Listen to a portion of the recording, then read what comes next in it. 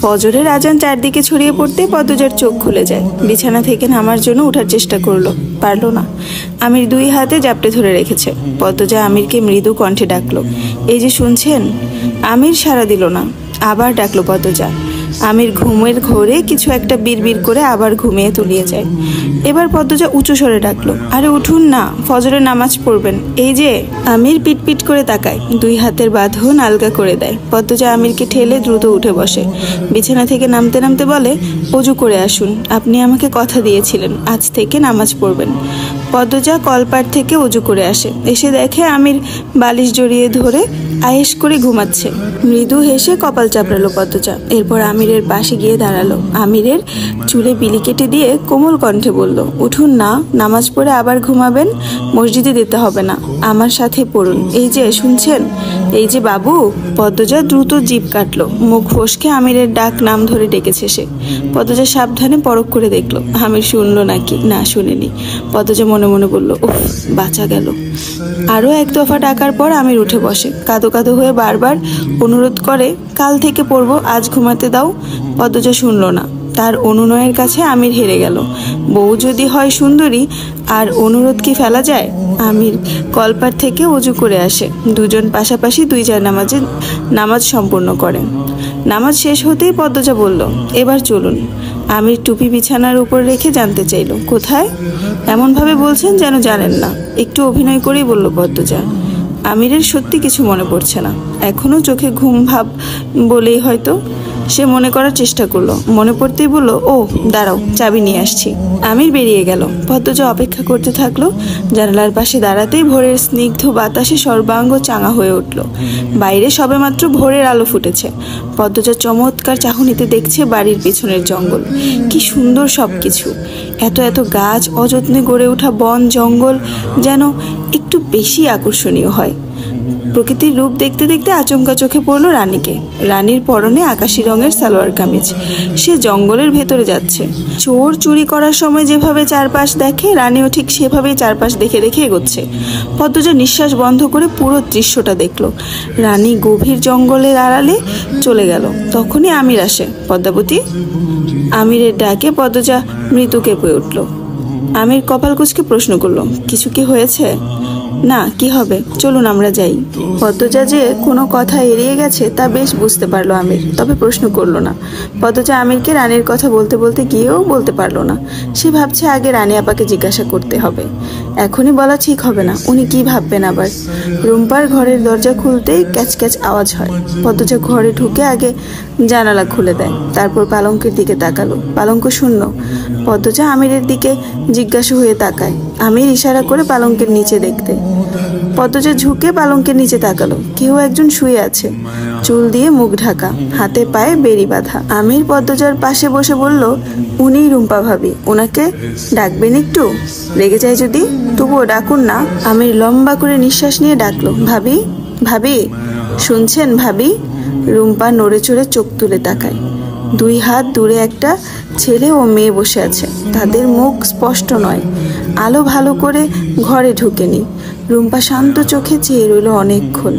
পদ্মজা হাত বাড়িয়ে বলল, আমার হাতে ধরে বেরিয়ে আসুন। রুম্পা বাঁধা দুই হাতে পদ্মজার হাত ধরার চেষ্টা করে পারল না। পদ্মজা আরেকটু এগিয়ে যায়। রুম্পার দুই হাত ধরে টেনে বাইরে নিয়ে আসে। রুম্পা কাছে আসতে দুর্গন্ধে পদ্মজার বমি চলে আসে। গলা অবধি এসে বমি আটকে গেছে। না জানি কতদিন গোসল করেনি রুম্পা, দাঁত মাজেনি। এই বাড়ির কেউ কি একটু পরিষ্কার করে রাখতে পারে না রুম্পাকে। প্রস্রাবের গন্ধও পাওয়া যাচ্ছে, মনে হচ্ছে ঘরেই প্রস্রাব পায়খানা করে। রুম্পা মলিন মুখে চেয়ে থেকে পদ্মজার দিকে, শান্ত স্থির দৃষ্টি। আমির গর্ব করে রুম্পাকে বলল, আমার বউ, বলছিলাম না সবচেয়ে সুন্দরী মেয়েটা আমার বউ হবে, দেখিয়ে দিলাম তো। রুম্পা হাসে। ময়লাটে মলিন মুখের হাসি বোধহয় পৃথিবীর সবচেয়ে সুন্দর হাসি। অনেকদিন গোসল না করার কারণে চেহারায় হাত পা ময়লাটে হয়ে গেছে। নখগুলো বড় বড় হয়ে গেছে। নখের ভেতর ময়লার স্তূপ যেন। ঠোঁট ফেটে চৌচির। টলমল করা চোখ, দেখে মনে হচ্ছে এক্ষুনি চোখ দিয়ে বর্ষণ বইবে। রুম্পা পদ্মজাকে শান্ত কণ্ঠে বলল, এ তো মেলা সুন্দর সেরি, তোমার নাম কি তা। পদ্মজা খুশিতে জবাব দিল, উম্মে পদ্মজা। সুরুবাই, এত সুন্দর সিঁড়ি কই পাইলেন। এ যে চান্দের লাখান মুখ। রুম্পার আরও কাছে এসে বসলো পদ্মজা। দুর্গন্ধটা আর নাকে লাগছে না, মানুষটাকে তার বেশ লেগেছে। রুম্পার চুল মাটিতে 5-6 ইঞ্চি চুল লুটিয়ে আছে, কুচকুচে কালো চুল। অনেকদিন চুল না ধোয়ার কারণে চুলগুলো জট লেগে আছে, কিন্তু সৌন্দর্য এখনো রয়ে গেছে। যখন সুস্থ ছিল নিশ্চয়ই অনেক বেশি সুন্দর চুলের অধিকারিণী ছিল। পদ্মজা বলল, আমি আপনাকে তুমি করে বলি? রুম্পা দাঁত বের করে হেসে মাথা নাড়ালো। পদ্মজা হেসে বলল, কিছু বলবেন? রুম্পা হাসি হাসি মুখে তাকিয়ে পদ্মজার দিকে কোনো জবাব দেয় না। সেকেন্ড কয়েক পর রুম্পার চোখের দৃষ্টি এদিক ওদিক ছুটতে থাকে, হাসি মিলিয়ে মুখ মলিন হয়ে আসে। পদ্মজা অবাক হয়েও রুম্পার পরিবর্তন দেখে। আকস্মিক পদ্মজাকে আক্রমণ করে বসলো রুম্পা, খামচে ধরে পদ্মজার পা। আমির লাফিয়ে ওঠে, রুম্পার হাত থেকে পদ্মজাকে ছুটাতে চেষ্টা করে। রুম্পা পা ছেড়ে পদ্মজার শাড়ি কামড়ে ধরে, মুখ দিয়ে অদ্ভুত শব্দ বের করতে থাকে। আমির ধমকে বলল, ভাবি ছাড়ো বলছি, পদ্মজা তোমার ক্ষতি করতে আসেনি, ভাবি ছাড়ো। পদ্মজা স্তব্ধ হয়ে দেখছে, তার চোখে মুখে কোনো ভয়ভীতি নেই। কি যেন খুঁজছে রুম্পার মধ্যে, খুঁজে কুল কিনারা পাচ্ছে না। রুম্পা শাড়ি ছেড়ে দিতেই পদ্মজা একটু পিছিয়ে যায়। দরজায় চোখ পড়ে, দেখতে পায় কেউ একজন সরে গিয়েছে। কি আশ্চর্য! হুট করেই পদ্মজার বুক কাঁপতে থাকে। নূরজাহান নিজ ঘর থেকে হন্তদন্ত হয়ে ছুটে আসেন।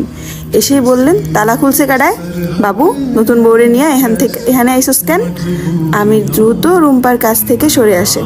নূরজাহানকে কৈফিয়ত দেয়, ভাবলাম বাড়ির সবাই পদ্মজা দেখেছে, রুম্পা ভাবিকেও দেখুক। ভাবতে পারিনি ভাবি এমন কাজ করবে। ভাবি তো এখন আরো বেশি বিগড়ে গেছে। দাদু, তুই আমারে কই আইবি না? তোর চিল্লানি হইন না আমার কলজাটা উইরা গেছিল।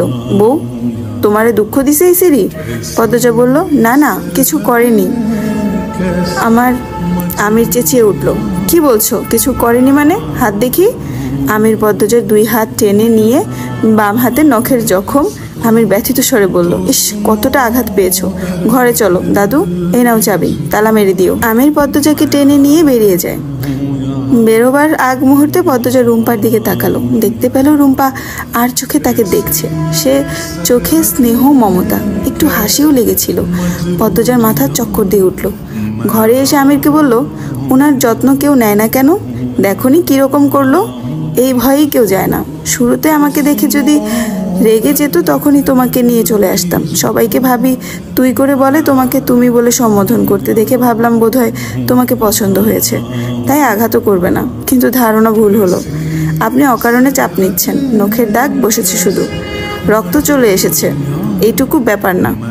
আমির তুলা দিয়ে পদ্মজার হাতের রক্ত মুছে দিল, তারপর বলল, আর ওইদিকে পা দিবে না। আম্মার কণ্ঠ শোনা যাচ্ছে, লাবণ্যকে ঘুম থেকে তুলছে। লাবণ্য ফরজরে উঠতেই চায় না। আমির হেসে বলল, আমি যাই। কোথায়? আম্মা সকাল সকাল রান্নাঘরে যেতে বলেছিলেন। তুমি রান্না করবে কেন? অনুরোধ এমন করবেন না, আমি আমার বাড়িতেও রান্না করেছি, টুকটাক কাজ করেছি। এখনো না গেলে আম্মা রেগে যাবেন, রাগানো ঠিক হবে না। এসব ভালো লাগে না পদ্মজা, আমি আসছি। পদ্মজা ব্যস্ত পায়ে বেরিয়ে যায়, আমিরকে কথা বলার সুযোগ না দিয়ে। হ্যালো, আসসালামু আলাইকুম এভরিওয়ান।